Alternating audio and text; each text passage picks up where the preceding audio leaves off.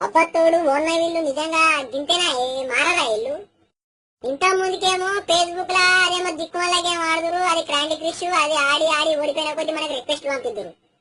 వాళ్ళకు పని లేక మను లేక వాళ్ళు గేమ్ ఆడుకుంటా మనకు తిప్పలు పెడితే నేను ఉర్రి ఉర్రి ఉర్రి ఉర్రి బంద్ చేపించిన. మళ్ళా మళ్ళా కొత్త భాగవతం మోపు చేసిరేమే ఎందుకు రాత్రికి 12 కొట్టగా. అరే ఇప్పుడే కన్ను అంటుకుంది మళ్ళా వాట్సాప్ లో తక్కువని మెసేజ్ వచ్చింది.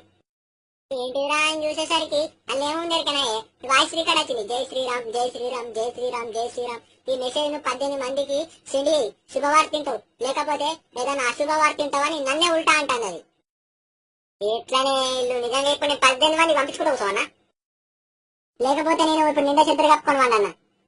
అట్లా కాదే మీకు అంత సోషల్ నెట్వర్క్ మీద మీకు నలుగురికి మంచి చేయాలని మీలో ఉంటే మీరు నలుగురికి ఆకలైన వాళ్ళకి అన్నం పెట్టుర్రి, ఏం లేని వాళ్ళు అనాథలకు అన్నం పెట్టుర్రి, పైసలు ఇవ్వర్రి, బట్టలు ఇవ్వర్రి, ఎన్నో చేయొచ్చు చేయాలనుకుంటే. లేకపోతే సపరేట్ చేతులు కట్టుకొని నిలుచుడు చూడుర్రి.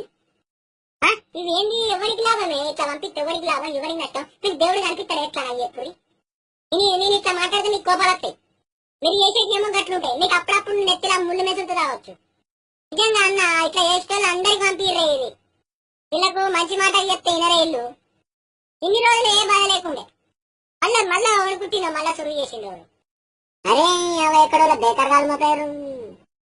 పొద్దుగాల లేస్తే దూటున్నదిరా భగవంతా అని వండుకుంటే ఆంజనేయం పేరు చెప్పి జై శ్రీరామ్ జై శ్రీరామ్ అట వాళ్ళకి పంపి ఇళ్ళకి పంపి.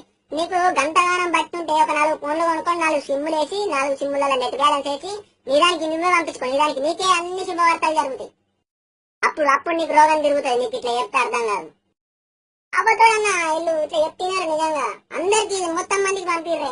అందరికి ప్రతి ఒక్కరికి జరిగే ఉంటది. మొత్తం మంది వినే ఉంటారు. నాకు వచ్చిందంటే అందరు నాకు వచ్చిన మాటే.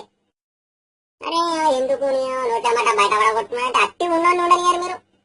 నిజంగా అమ్మతో నాకు ఇంకోసారి వాళ్ళు నాకు అసలు మెసేజ్ పంపేలా కానీ అమ్మతో నేను వాళ్ళ నెంబర్ ఫోన్ చేసి పట్టుబడింది కదా. ఇప్పుడు పంపిద్దామన్నా నెట్ బ్యాలెన్స్ లేవు. పంపించకపోతే బాధ, పంపిస్తే బాధ.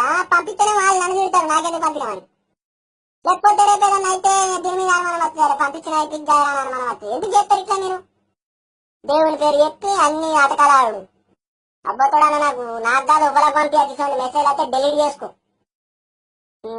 ఒక్కసారి చెప్తే అర్థం చేసుకోవాలి. ఎట్లా అన్నా